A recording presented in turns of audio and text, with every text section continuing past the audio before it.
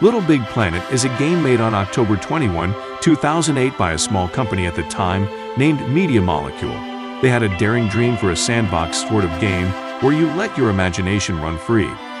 To their surprise, their little test build got Sony very impressed, to eventually the point of them buying the license to the game from them. This game nowadays is known for really pushing the boundaries of multiplayer a lot, and being a first major push to what multiplayer is today.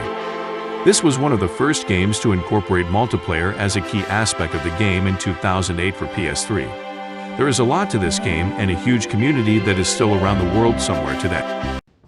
Alright, I am going to change voices now in 3, 2, 1. Wait, you want to go back to the other voice. Okay, 3, 2, 1. Well, you might be asking, what was the point of that? There was none. Back to Little Big Planet.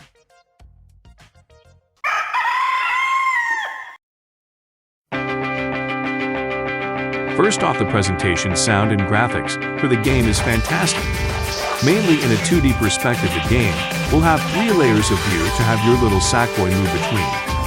It did not have many bugs either on launch.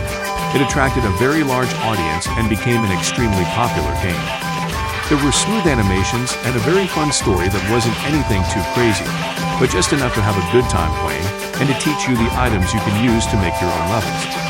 Every level in the game was brilliantly made by Media Molecule and had countless objects and other items to collect, which would encourage you to play and beat the level more than once, and maybe keep beating it to get the highest score on the leaderboard.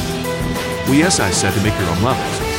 The other main part of this game was the giant community of custom-made levels that you could leave comments, and jump into with your friends.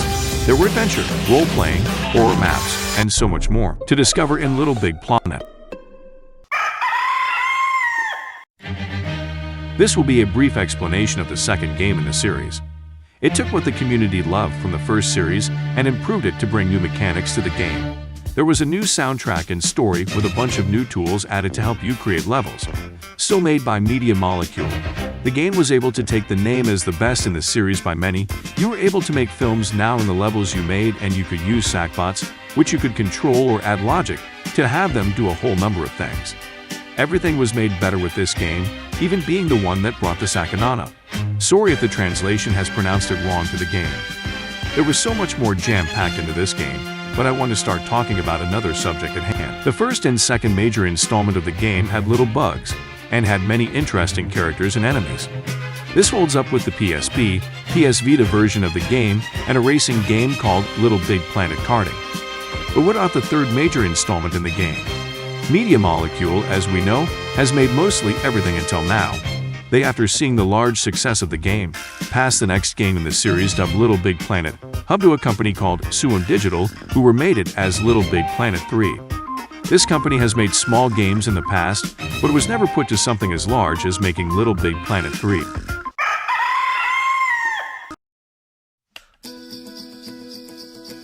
So, how was this game? Well, let's go over their positives first, shall we? Many refer to Little Big Planet 3 as having the potential and the base in it to make a worthy third installment to the franchise. They had a new soundtrack, new and improved story, as they say, which in my opinion I actually agree with, the story being even better than even the last two. They had new characters, a whole new array of gadgets, and all the levels and same community from their last two games would be brought over as well. There was basically a new everything, and it seemed to be the best one yet. But Suwon Digital is new to this, and even though this is what we got in sense, it's also not what we got. Here, think of an item you just purchased being shipped to your house. Think of an item you bought, which could be anything that's very promising, and it was delivered just as it was in your head, just in a beaten-up, poorly delivered box. In other sense, the game had so much potential to be great, but brought in a rushed, buggy mess. Partly due to the last-minute decision to bring this game to last-gen PS3 as well as PS4. Can you guess what Suwon Digital did in response to this? They made DLC, no patches, and no nothing but DLC to this still buggy mess. In talking bugs like profiles being corrupted, which meant all your data being wiped, glitching through walls, falling through the ground, the loading screen of death, and all sorts of other glitches people found, you name it. Let me remind you that Media Molecule had nothing to do with this game. It was other companies that never worked on a project this big before.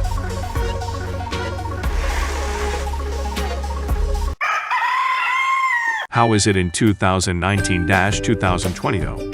Well, it is fixed, just too late however, with many of the community leaving too old installments of games or leaving the series in general. Though it had many bugs at launch, I can't lie that LBP3 brought in some fantastic features, like the power-up maker to make any power-ups you wanted from hammers, boost boots, and more. They added 16 playable layers, which made create mode a lot better, and it just had a lot to expand the series with. It was not until 5 or 6 years later where you can properly enjoy these features, however. In conclusion, the game is still doing well today on the LBP3 side of things. But was the series ever rebooted after this?